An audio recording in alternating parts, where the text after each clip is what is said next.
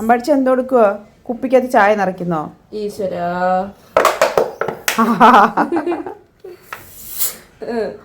ഇപ്പൊ കാണാൻ ഷിൻചാന്റെ പോലില്ലേ? കൊള്ളാം കൊള്ളാം. രാവിലെ കൊടുത്ത ചായ ഈ കാണിക്കുന്നത്. അല്ല, ചായക്കകത്ത് കുറച്ചുകൂടെ വെള്ളം ഒഴിച്ച്. ഇവിടെ ഇഷ്ടംപോലെ കുപ്പച്ചീര ഉണ്ട് കേട്ടോ.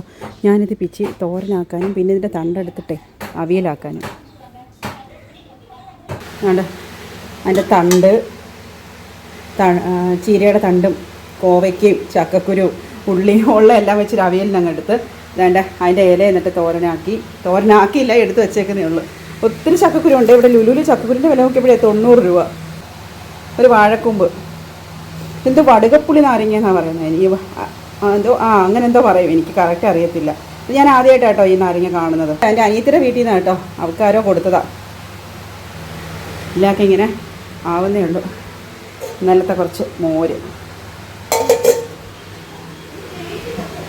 ദേ അരി അടപ്പയിട്ട് വെച്ചേക്കുന്നത്. ചക്കപ്പഴം പലതാണ്. ഇത് കൂഴ, ഇത് വരിക്ക, അങ്ങനെ ഇരിക്കുന്നു. ഈച്ചയൊക്കെ അടിച്ചിരിക്കുക. ഇനി ഇത് ഇലയപ്പാക്കണം. നല്ല വരിക്കച്ചക്കയാണ്. അലക്കില്ല, വെട്ടിപ്പറിച്ച് തിന്നുവാണ്. കുറച്ചും ഇതിനകത്തിരുന്നിട്ടേ അവിഞ്ഞു പോയി.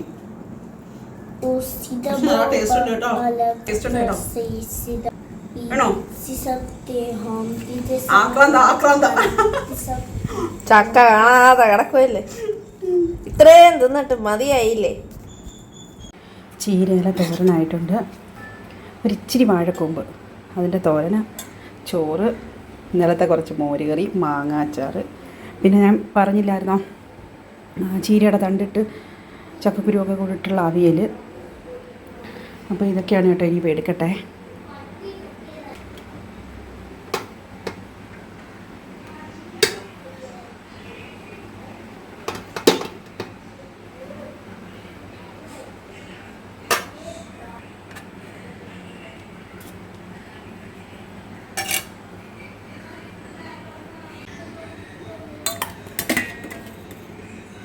വാഴക്കൂമ്പ് തോരൻ.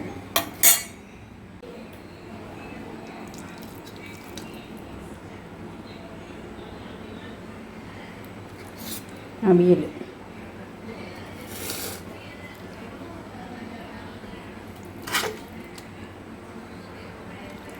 ചീരത്തണ്ടാട്ടോ കൂടുതലായിട്ടും.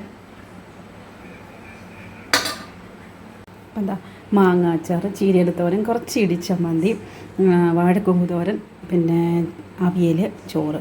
ഇനി മോരോടുണ്ട് കേട്ടോ. അപ്പോൾ ഇനി കഴിക്കട്ടെ. എന്നപ്പോൾ ഇത്രയേ ഉള്ളൂ. നാടൻ ഐറ്റങ്ങളെല്ലാം വെച്ചിട്ടേ നമ്മുടെ വിഭവസമൃദ്ധമായിട്ടുള്ള ഒരു ഉച്ചയൂണാണ്. നിങ്ങൾക്ക് ഇഷ്ടമായോ? അപ്പോൾ അടുത്ത ദിവസം നല്ല വീഡിയോ ആയിട്ട് വീണ്ടും കാണാം. ബൈ.